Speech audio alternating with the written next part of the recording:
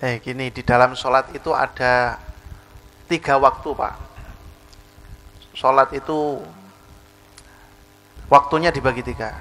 Ada waktu yang utama, ada waktu yang sunnah, ada waktu yang makruh, dan terakhir ada waktu yang haram. Yang sunnah yang utama itu kalau sholat itu dilaksanakan di awal waktu. Sholat apapun itu yang bagus di awal waktu.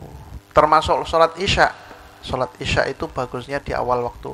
Tapi ada yang mengatakan sholat isya itu bagus di akhir waktu karena mencari waktu yang utama dari sholat waktu isya. Waktu isya itu yang paling utama di akhir waktu. Karena apa? Karena pas waktu berat-beratnya ibadah, mau subuh itu loh, Pak. Ada yang mengatakan baiknya sholat isya itu di akhir waktu, tapi insya Allah akeh bolonge, akeh bablase, kecuali wis kebiasaan melek sebelum subuh ya. Dan sulit nyari jamaah, dipastikan sulit nyari jamaah kalau pas akhir waktu, karena di desa-desa itu sholat isyanya pasti di awal waktu. Terus waktu yang makruh, yakni waktu yang sudah mau habis, waktunya sholat itu mau habis, kurang 5 menit, kurang 3 menit, pokoknya waktu yang masih cukup untuk sholat. Kalau kita salam itu habis itu jarak semenit 2 menit sudah waktu sholat selanjutnya, itu makruh. Kemudian yang haram itu kalau sholatnya itu di luar waktu sholat, kayak sholat ngasar wis tenggelam matahari lagi sholat asar, sholat subuh sudah terbit matahari, sholat zuhur sudah masuk waktu asar, itu waktu haram, syaratnya tidak ada uzur. Kita mendapatkan hukum haram kalau tidak ada uzur. Uzur itu alasan yang syar'i, alasan yang dibenarkan oleh Allah dan Rasulullah SAW. Apa itu alasannya?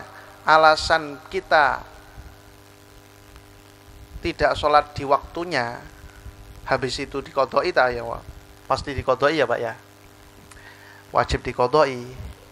Alasannya cuma 2, yakni karena ketiduran. Ketiduran yang mulai tidurnya itu sebelum masuk waktu, bangun-bangun sudah habis waktunya. Yang kedua karena lupa.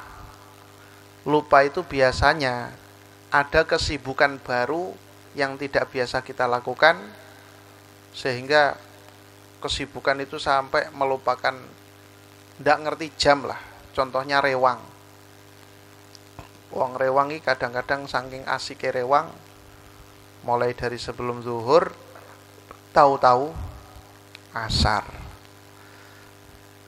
Nah, hal seperti ini boleh, artinya tidak dosa, bukan boleh. Artinya termasuk orang yang uzur, yang bisa diterima alasannya. Kok ingat, artinya tidurnya sudah masuk waktu, sudah azan zuhur malah mapan turu, sudah azan isya malah mancal kemul, ndang menyat sholat, terus bangun-bangun subuh, bangun-bangun asar kalau zuhur, maka ini dosa haram dan tetap wajib diqodoi. Walaupun dosa tetap wajib diqodoi. Kalau sholat itu ditinggalkan karena uzur, meninggalkan sholatnya karena ada alasan yang dibenarkan syariat tadi, karena lupa atau ketiduran yang menghabiskan waktu, maka ngodoinya sholat nyantai-nyantai saja, ndak perlu buru-buru, tapi baiknya tetap segera. Tapi kalau karena tidak uzur syar'i, tidak lupa, atau karena biasanya karena ngangket ya Pak ya, ngangket sampai krono lerah diselesaikan ini malah gak beres kabeh, Malah hilang baleme. Akhirnya mulai ngasar, zuhure lewat. Maka kalau seperti ini ngodoinya segera, jangan ditunda-tunda. Sesegera mungkin, kok keburu mati. Ya karena haram Pak, karena melakukan perkara haram. Tetap kita qodoi dan kita harus yakin, seyakin-yakinnya Gusti Allah itu Maha Pengampun, Maha Welas, Maha kasih sayangil, melebihi luasnya lautan dan daratan. Melebihi alam semesta ini. Iku rahmati Gusti Allah. Pondok lek jenengan panggah salat, panggah diaku hambane Gusti Allah. Insyaallah panggah mlebu surga. Nah, sementing usaha, ditampa ora ditampa, pokoke usaha. Yakin ditampa, yakin Gusti Allah niku Maha Welase ngalah-ngalahi menungso. Menungso iki maha pelit, maha medhit, maha gregeten. Dijaluki ngapura. Walah. Krana kesalahane luar biasa, moh ngapura. Sadurunge ngecup kakiku apa piye. Lah Gusti Allah jaluk ngapura titik wis ya wis tak ngapura ngono. Itu mesti Gusti Allah niku. Mbok dosane seluas sepanjang mata memandang. Iki Gusti Allah, penak Gusti Allah. Makane lek duwe utang ning Gusti Allah gampang jaluk ngapura insyaallah beres. Lek duwe utang menungso ayo wis angel jaluk ngapura. Pak Ujang ngapurane yo. Wis aku ora iso nyaur sak lawase kaya iki. Terlalu akeh iku utangku. Langsung betutut ra kena dijak omong.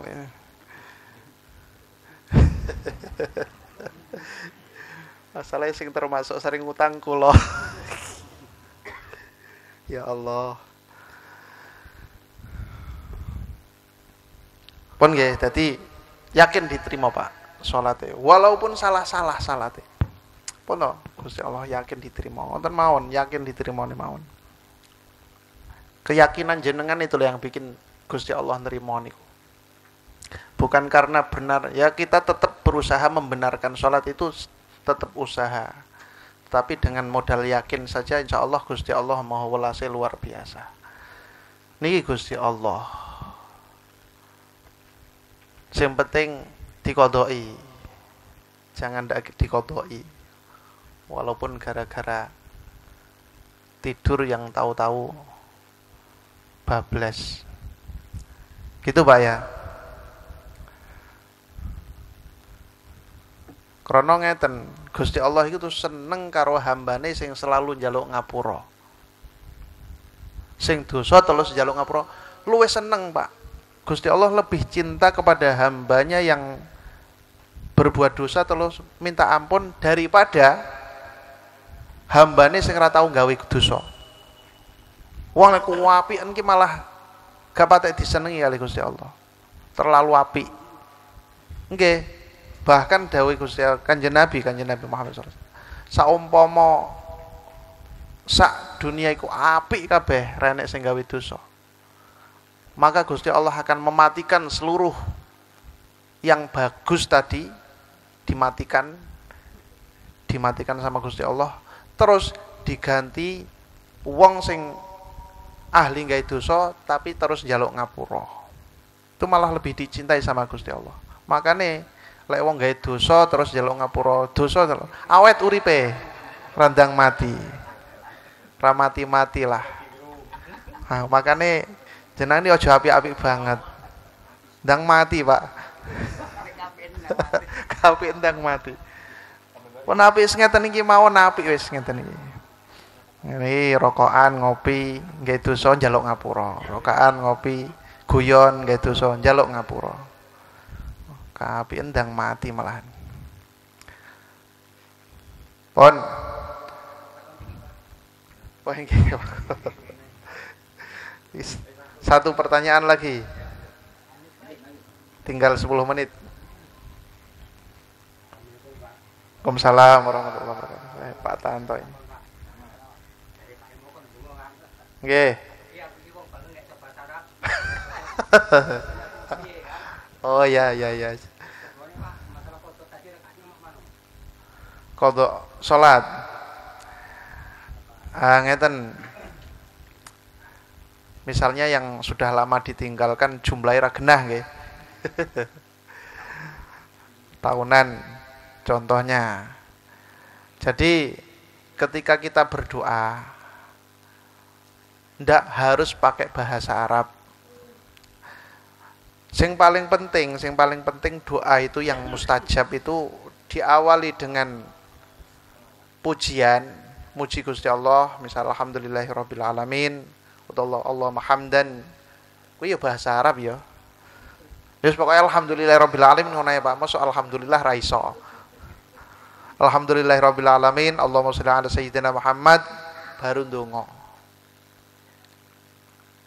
Jadi harus muji Gusti Allah, harus sholawat itu cesplenge doa. Terus diakhiri dengan baca sholawat terus muji Gusti Allah. Yang baik itu doa itu perbanyak pujiannya. Ya Allah, dirayu dhisik Gusti Allah itu. Ya Allah, Engkau maha baik, Engkau maha suka memberi, tidak ada yang melebihi kebaikan dan kasih sayangmu. Dirayu terus. Kayak kita ngerayu cewek zaman Joko Ndisik loh Pak. Muji-muji kan sundul langit ya toh. Loh, sing apik seperti itu. Lah njaluke titik ae. Ya Allah, aku njaluk sugih. Wis sugih sing sugih sing apik ngono mawon wis, sugih sing apik. Wis, sugih sing apik, sugih donya, sugih akhirat. Wis. Sallallahu alaihi wasallam alhamdulillah. Kuwi kan Pak ya, pokoke wong lek akeh duwite kan wis damai to kayane.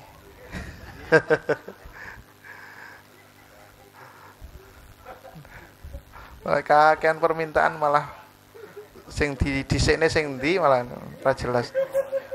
Sing penting diakehi lek ngelem Gusti Allah, njaluke titik mawon. Ya difokuskan saat ini butuhnya apa? Fokus. Kalau bisa ya ndak usah lebih dari 3 permintaannya.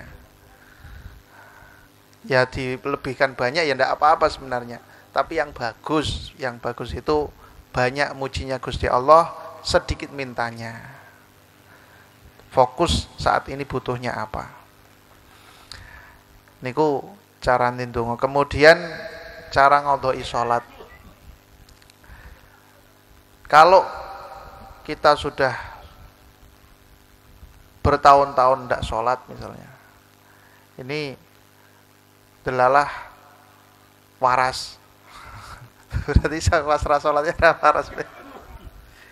Delalah waras uteke eling pengen sholat. Sholat sing dhisik piye? Sing pertama diusahakan dikodoi. Bahkan kalau perlu, kalau jenengan pas sholat fardu itu tidak usah sholat sunnah. Habis sholat fardu, sholat lagi, tapi sholat kodok yang keduanya. Sholat sunnahnya nggak usah dijalankan dulu. Wes yang penting sholat dikodoi dulu, kira-kira berapa tahun? Ya setiap hari sampai berapa tahun. Syukur sehari bisa 2 kali, sholat isya 2 kali. Maksudnya kodoknya 2 kali. Jadi sak fardune 3 kali. Iku wis kuwesel lho, Pak. Apalagi salat ngisya. Kayak tarawih pisan.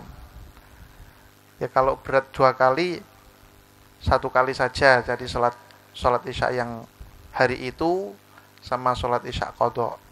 Jadi mending salat qadha dulu daripada salat sunnah. Salat sunnah jangan dulu dijalankan. Niki caranya. Salat zuhur 2 kali, salat asar 2 kali, 1 niatnya salat hari itu, yang kedua ngodoi yang dulu-dulu lewat. Dia dihitung berapa tahun yang ditinggalkan. 10 tahun ya sampai 10 tahun lek ngulangi. Kalau lebih banyak kan lebih cepat berarti. Kalau 10 tahun, kalau sekali ngodoi 2 kali sholat, 5 tahun selesai. Ya Pak, 5 tahun selesai kayaknya. Gak lama, sekarang 5 tahun itu gak lama Pak. Tapi jangan lupa kemarin saya sampaikan bahwa sholat itu berat. Walaupun kelihatannya ringan. Dibanding nakok 4 hektar beratan, sholat gur 15 menit. Oke, jelas itu wis. Al-Quran yang dawuh itu Al-Quran, langsung Al-Quran. Wasta'inu bis sabri was-shalah wa innaha lakabiratun ay thaqilatun illa 'alal khashiin. Jadi kita itu minta tolong dengan kehidupan kita supaya hidup kita itu aman, damai, tentrem, ayem gemah, ripah loh jinawi. Yang pertama dengan sabar, yang kedua lewat sholat. Lewat sholat itu nanti tertata semua uripnya. Nah, tapi wa innaha lakabiratun, sholat itu berat sekali, ay thaqilatun, berat sekali bagi orang yang tidak biasa. Kalau sudah biasa artinya sudah bisa khusyuk ketika sholatnya. Walaupun khusyuknya pas takbir tok. Oh iya, minimal Pak, minimal konsentrasi sholat itu pas takbir, itu minimal. Jadi jangan tidak ingat sama sekali mulai takbir sampai salam. Itu kalau kita pas takbir sudah ingat, sakliyane ndak ingat, dianggap ingat semuanya oleh Allah Subhanahu wa taala. Pas takbir loh, pas niat loh, Allah. Ingat Gusti Allah. Walaupun baru saja dapat masalah sing bulet luar biasa. Pas takbir konsentrasi. Makanya sadurunge salat disunnahkan baca qul a'udzu birabbin nas, malikin nas, ilahin nas, min syarril waswasil khannas. Terus disunnahkan melafadzkan niat usolli fardhul maghribi. Kalau tidak paham Arab, arti Arabnya ya pakai Indonesia saja. Kayak anak-anak ini tak latih nerjemah Indonesia. Saya niat sholat fardhu maghrib 3 rakaat menjadi makmum fardhu karena Allah Ta'ala. Itu tujuannya untuk menuntun hati supaya pas takbir konsentrasi. Kalau pas takbir konsentrasi seluruhnya dianggap sah semua. Itu minimal Pak, maksudnya dianggap khusyuk yang minimal. Yang maksimal ya tentunya seluruhnya. Sholat konsentrasi, ndak eling apa-apa, ndak eling sapa-sapa, ndak krungu apa-apa. Koyok sampean pas melihat HP diceluki istrine jenengan, celuk anak ora krungu. Nyawang HP. Pak, panggah nyawang HP. Itu khusyuk ya ngono kuwi Pak, contone khusyuk iki. Sampai ora krungu kanan kiri diceluk. Pon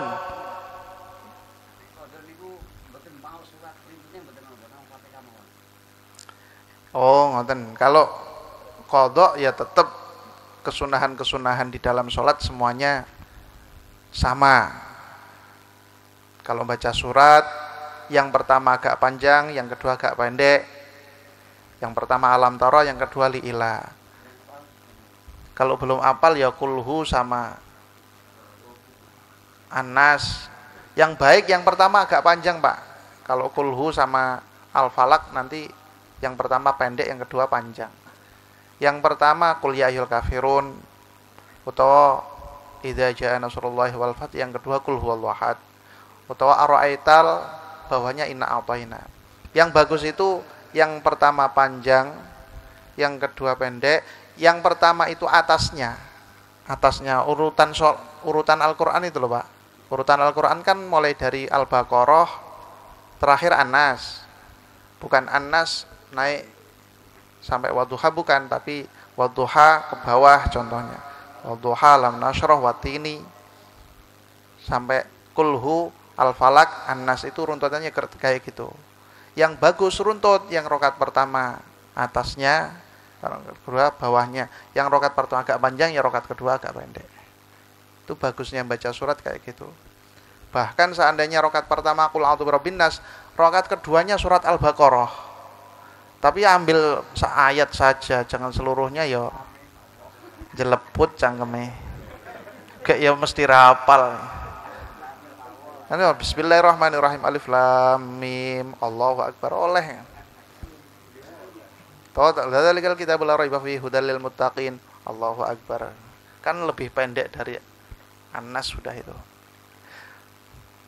Itu cara baca surat. Seandainya surat pertama surat panjang setugel, maksudnya separuh. Kok lebih panjang dari surat pendek yang sempurna?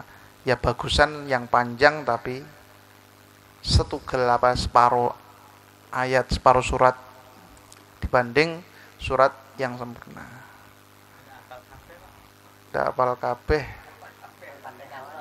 Ya kayak Pak Tanto gitu. Pak Tanto ini pernah sholat Bismillahirrahmanirrahim. Inna lillahi wa inna ilaihi rajiun. Oleh kuwi ayat lho, Pak.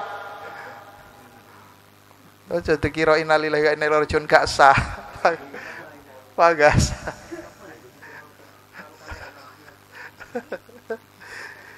Nah ini Pak Tanto yang enek. Krono gak apal surat sering krungu innalillahi wa inna ilaihi rajiun. Pon nggih. Kapan-kapan disambung lagi. Moga kita semuanya mendapatkan rahmat ridho sehingga terus ditata oleh Allah kehidupan kita, zahir batin, keluarga kita, anak keturunan kita. Intinya kita kumpul-kumpul di sini pasti ada manfaatnya, baik untuk kita bahkan untuk anak keturunan kita sampai minimal 7 turunan minimal. Maksimalnya ya sampai kiamat.